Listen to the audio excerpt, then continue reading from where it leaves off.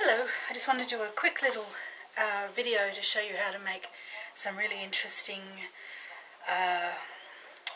butterflies or other things out of Angelina fibre. I'm going to make some butterflies. Angelina fibre is a man-made fibre. Comes in two types, Hot Fix or the non-Hot Fix, which is often called metallic or standard. You can get them in bags of 5 grams each. I also sell them in packs with a range of colours. This is a bit of a mess now, but they come much neater than that. The Hot Fix Angelina bonds to itself. So when I take an applique mat or 2 layers of Glad Bake and I scrunch my Angelina into a bundle like this, it's going to iron to itself. I'm going to make a couple of these sheets to show you the butterflies. So I'm just going to squash that up like that. Then when I put the second layer on, give it a good iron.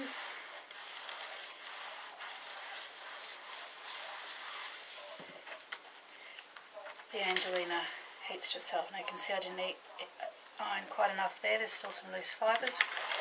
So if I just go back over and iron that again, it's done.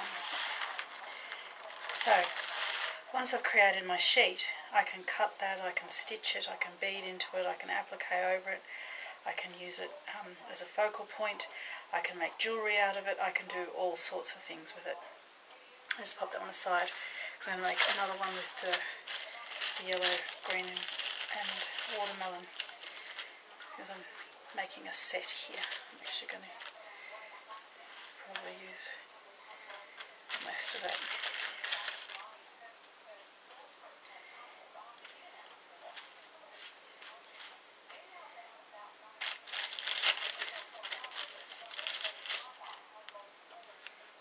Okay, toss that all out so it's light and fluffy, but I do want it all touching each other so it becomes one firm sheet with a bit of blending of the colours.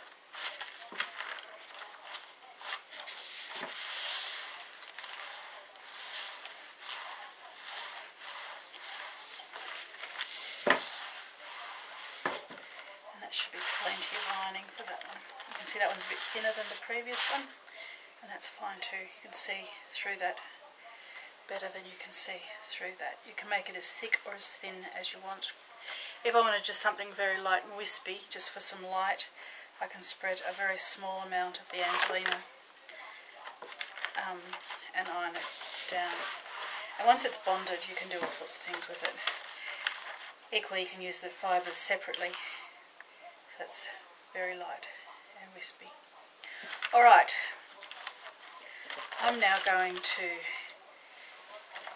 use a Sizzix. This is a Tim Holtz die, and it's going to create a nice interesting butterfly shape. You can see here these are quite safe. You can press down on them and they don't cut you, they won't break your skin. But with pressure, they cut all sorts of things, everything from aluminium through to fabric, card, leather, all sorts of different surfaces that you can cut through there. So I'm going to use some bamboo rayon felt around the outside, and I'm going to use the Angelina for the background. Now, if you don't have a Sizzix machine or anything like that, and a lot of people don't, there's no reason why you can't adapt this technique with a stencil. This stencil's got lots of paint on it, as you can see, but it gives you the idea. Let's say I want to work with that flower. I could simply draw out my flower around all the edges with a pencil and lift that away, and then create a border around the outside that's the same shape as the outside. And then where there's gaps in my stencil, I can cut that away from my front or my felt, which in this case I'm going to use, and then place my Angelina behind it so that I get the effect of the stained glass effect with a surface, but using stencils to give you the shape and form. So you just go around every element of that on your surface, a piece of fabric or a piece of card, or in my case I'm going to use felt, and then create the cutouts where all the holes are, and then you've got a piece that you can lay over that. But I'm going to take the cheat sway out today, and I'm going to use my Tim Holtz die. Okay, so I've gone off and I've done my cutting. And what I end up with is I end up with 2 top wings and 2 base wings. When you, with the cutting machine, or if you're going to use a stencil, you'll get all these little bits that you need to take away, and you'll cut those out. I'd recommend a sharp blade rather than scissors, because some of this can be very fiddly, but you know, you make a decision as to how it works best for you.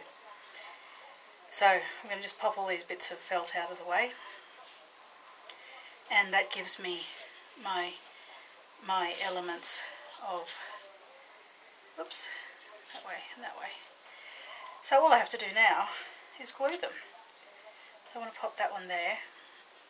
This gets a bit messy. You can, again, you don't have to be quite as grubby as I am. You can do this in a better way. But you just want to make sure you've got glue all over the base, and then carefully position the shape over the surface. I'll stretch that a little bit because of the way I handled it, but it'll all squash back into. Okay, so once you've got your bits together, you just align your bits of butterfly, pop some glue on the base of the back,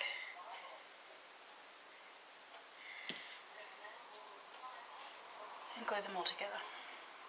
I'll often do this separately, put each of the 4 wings onto my surface and then just put the base over the top, because it's not very stable.